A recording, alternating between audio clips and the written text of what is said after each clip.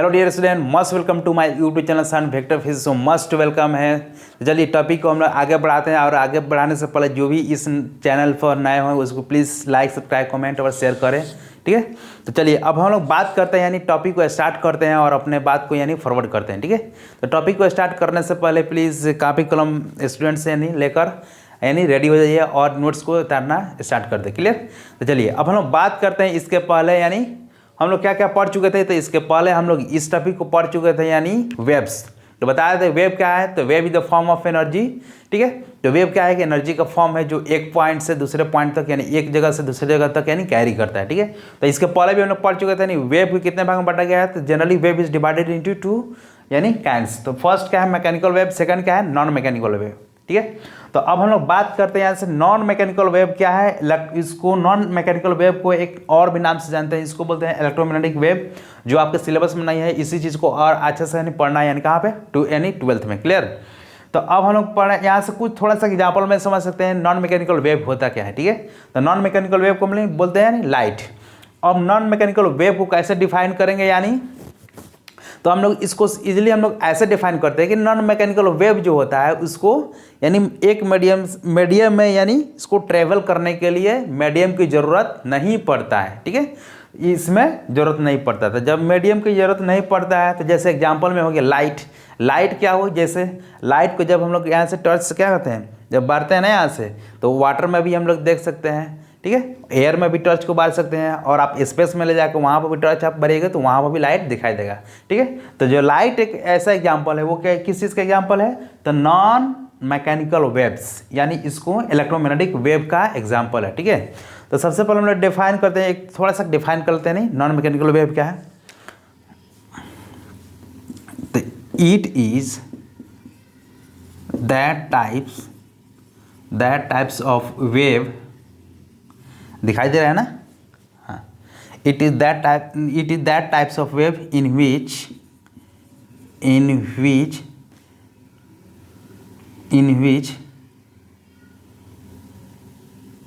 medium particles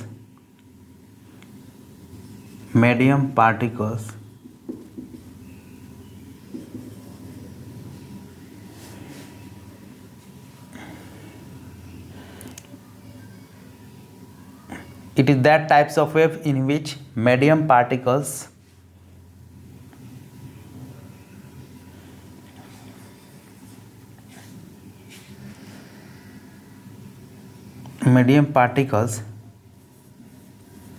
need not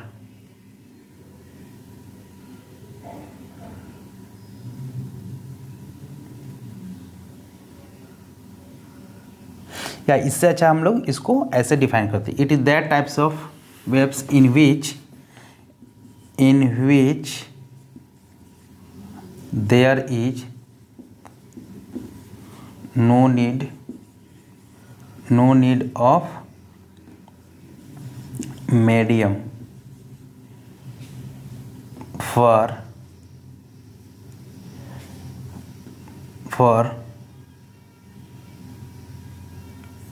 traveling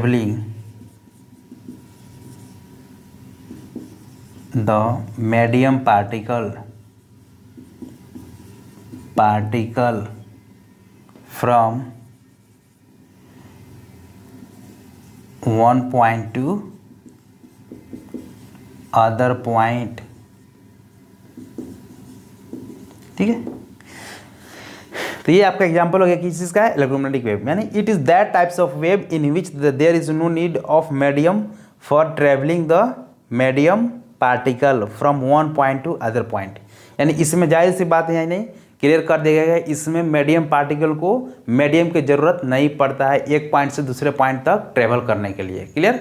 जैसे example में क्या आ जाएगा लाइट। तो light is example of non mechanical wave यानी इलेक्ट्रोमैग्नेटिक वेव, ठीक है। अब हम लोग बात करते हैं इसका मैकेनिकल वेव, जो जनरली हम लोग को पढ़ना है यहाँ से मैकेनिकल वेव के बारे में, यानी अच्छा से पढ़ना है यहाँ से, ठीक है। तो ये जो मैकेनिकल वेव जो होता है इसको डिफाइन करते हैं। तो अब इसका अपोजिट हम लोग कर देंगे, क्या चीज़ कि मैकेनिकल वेव वैसा वेव है जिसमें मीडियम पार्टिकल को ट्रेवल करने के लिए एक पॉइंट से दूसरे पॉइंट तक जाने के लिए इसको मीडियम की ज़रूरत पड़ता है। क्लियर। अब देखें तो करें यहाँ से इसको डिफाइन करते हैं, it is that types of wave in which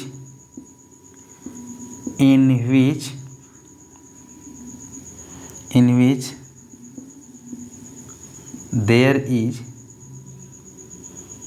required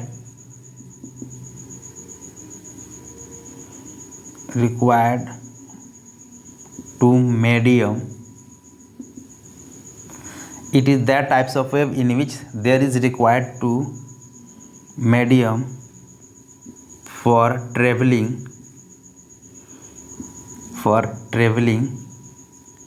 medium particle from one point to other point। Clear है ना यहाँ से। तो ये आपका हो गया आपका मैकेनिकल वेव, यानी एक जगह से दूसरी जगह तक इस वेव में यानी ट्रेवलिंग करने के लिए मीडियम पार्टिकल को क्या चाहिए, मीडियम चाहिए।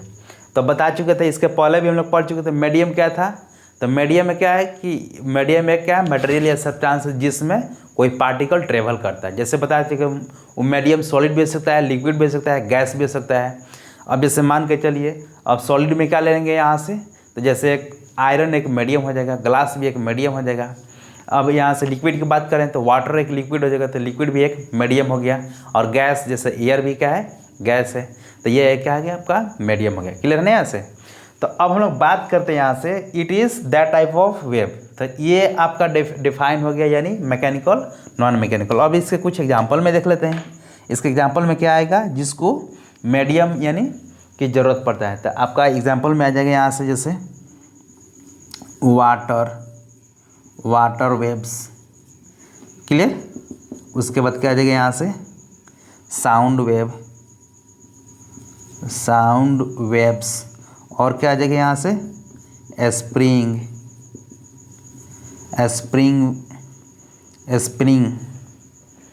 वेव। स्प्रिंग भी कर सकते वेव, मतलब स्प्रिंग। ये सब जितना भी एग्जाम्पल आएगा सब मैकेनिकल वेव्स का एग्जाम्पल है।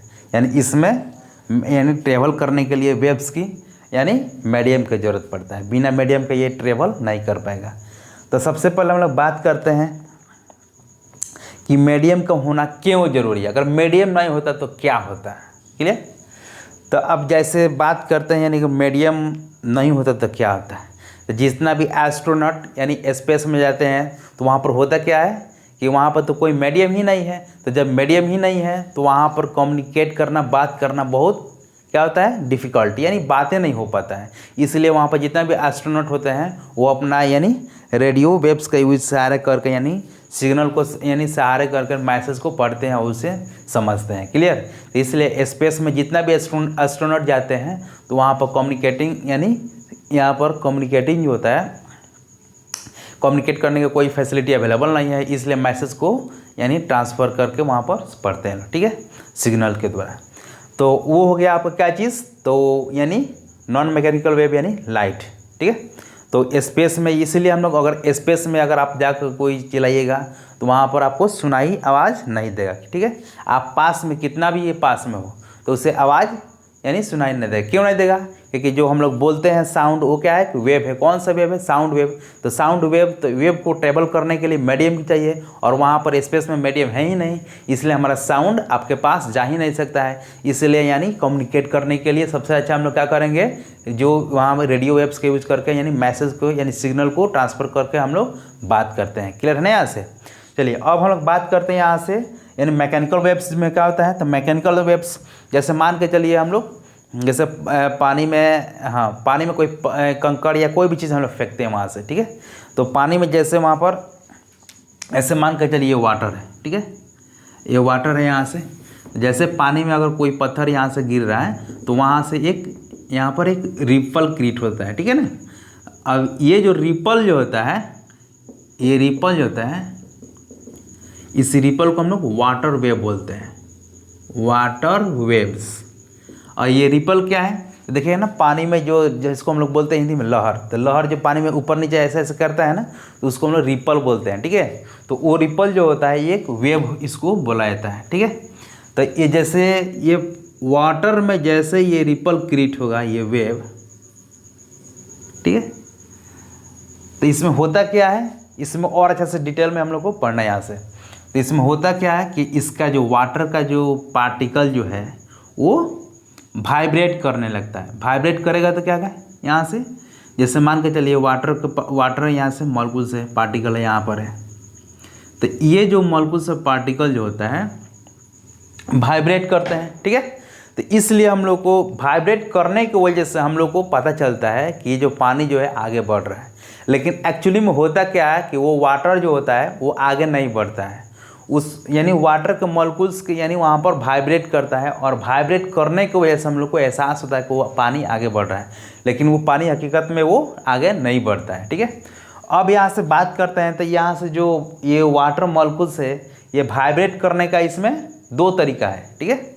तो यानी एक तरीका ये हो सकता है कि ये यानी हॉरिजॉन्टल इस तरह वाइब्रेट करना, ठीक है, और इसमें एक तरह से इस तरह का यानी वाइब्रेट करना ऊपर के नीचे, ठीक है, ठीक है। और ये एक ए और बी, ठीक है। तो इसमें जो होता है जो मॉलिक्यूल्स जो होता है दो तरह से वाइब्रेट करते हैं, एक हॉरिजॉन्टल यानी बैक एंड फोर्थ जिसको बोला जाता है आगे पीछे की तरफ, और इसमें जो होता है अपवर्ड वाइब्रेट करना ऊपर और नीचे की तरफ। तब तक इसको उतारिए, फिर हम लोग आगे बढ़ते हैं।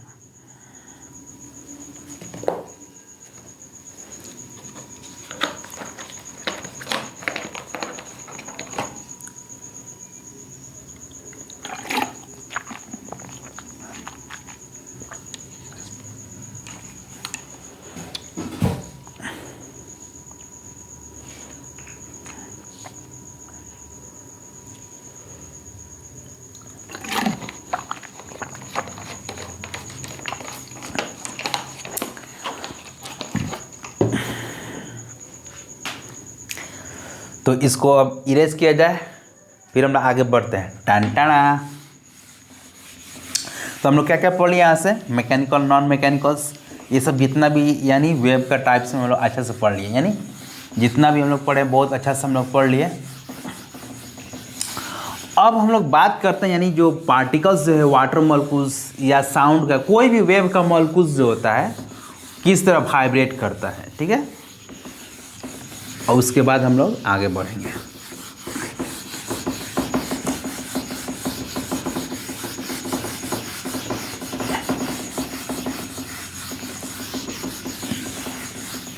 टन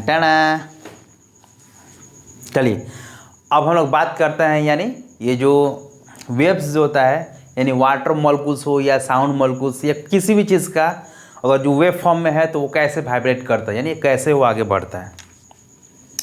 तो हम लोग बात करते हैं यानी यहाँ से मैकेनिकल वेव्स। एक्चुअली हम लोग को सिलेबस में नहीं है किसका, नॉन मैकेनिकल्स वेव, तो इसके बारे में हम लोग नहीं पढ़ेंगे। अब हम लोग बात करते हैं mechanical waves.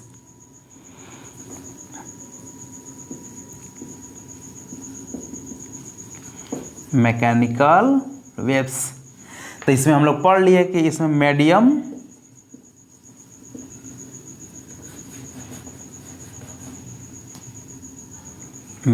Particle need medium particles need medium, इसमें मीडियम की ज़रूरत पड़ता है। अब ये जो आपका मैकेनिकल वेव जो होता है अब इसको भी बांटा गया है, यानी इसको दो भाग में बांट दिया गया है। कितने भाग में बांटा गया है, तो इसको दो भाग में बांटा गया है। तो पहला भाग में इसको बोला जा रहा है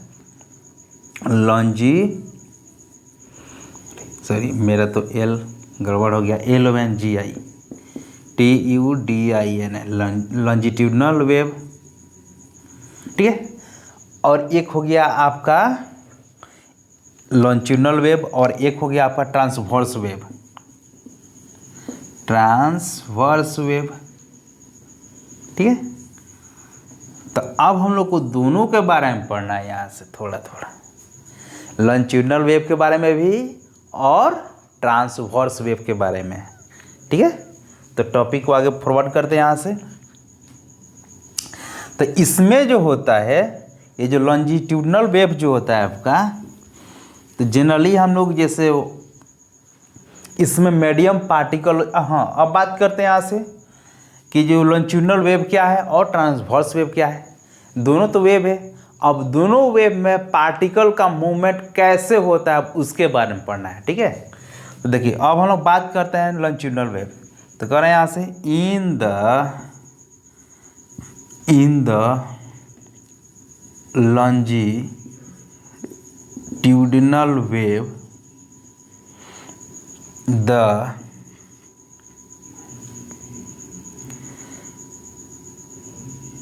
direction of movement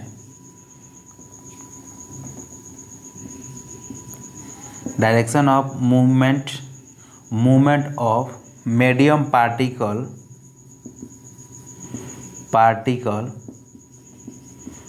is parallel to the direction of movement of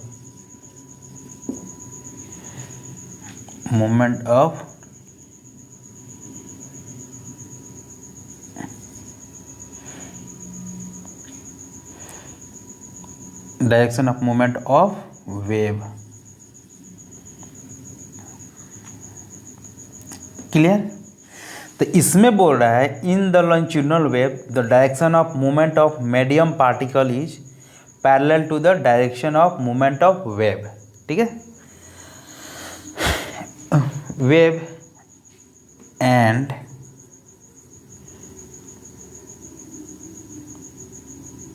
medium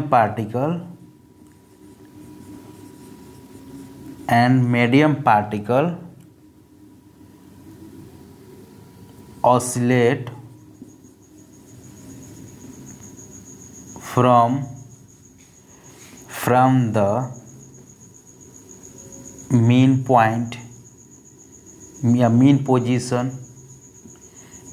मतलब fixed point। ठीक है,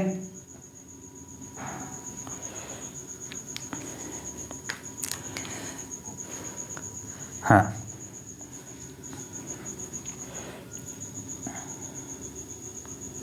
उसके बाद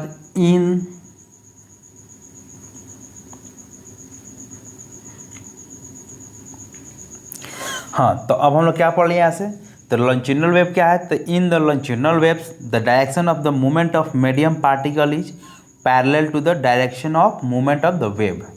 यानी इस टाइप के वेव में, लॉन्जिट्यूडिनल वेव में जो मीडियम पार्टिकल का डायरेक्शन जो होता है किधर होगा, to the direction of the motion of wave.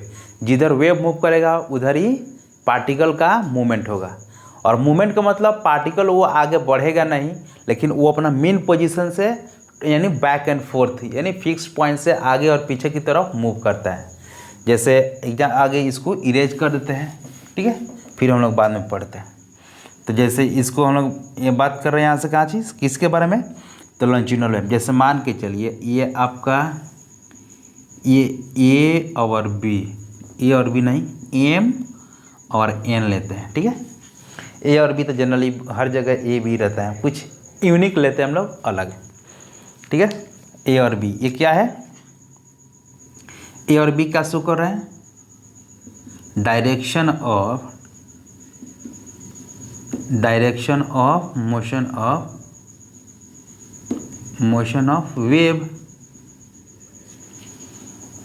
ठीक है, वेव का मोशन का डायरेक्शन शो कर रहा है कौन, एम और एन, एम एन। क्लियर? अब इसमें जो पार्टिकल ये लेते हैं हम लोग पी और क्यू, इसमें जो पार्टिकल जो होगा ऐसे वाइब्रेट करेगा, ऐसे पी क्यू यानी आगे पीछे। ठीक है, ये अगर मान के चलिए आपका मेन पोजीशन है,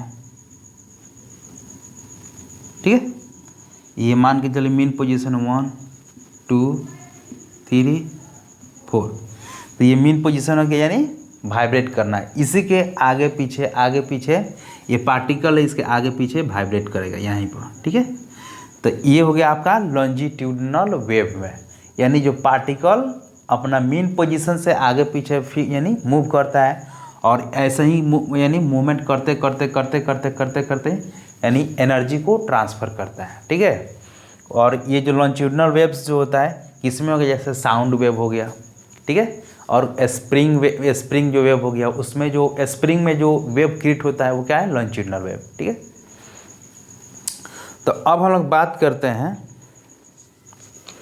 कि ये सबका एग्जाम्पल जो हो गया यहाँ पर, यानी लॉन्जिट्यूडनल वेव हो गया।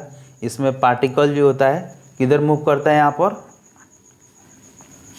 वेव के डायरेक्शन में, और ये हो गया आपका direction of movement of medium particle यानी PQ, ठीक है, PQ का। अब ये जो बात करते हैं, यानी ये जो लॉन्जिट्यूडनल वेव जो होता है, हम लोग लॉन्जिट्यूडनल वेव जो होता है कहाँ हम लोग इसको प्रोड्यूस कर सकते हैं। तो ये जो वेव जो होता है, लॉन्जिट्यूडनल वेव जो होता है, सॉलिड, लिक्विड और गैस तीनों में हम लोग लॉन्जिट्यूडनल वेव को प्रोड्यूस कर सकते हैं। यानी लॉन्जिट्यूडनल, ये जो बहुत इंपॉर्टेंट पॉइंट है, longitudinal waves can be produced in the solid, liquid and gases। तब तक इसको उतारिए, फिर हम आगे बढ़ते हैं।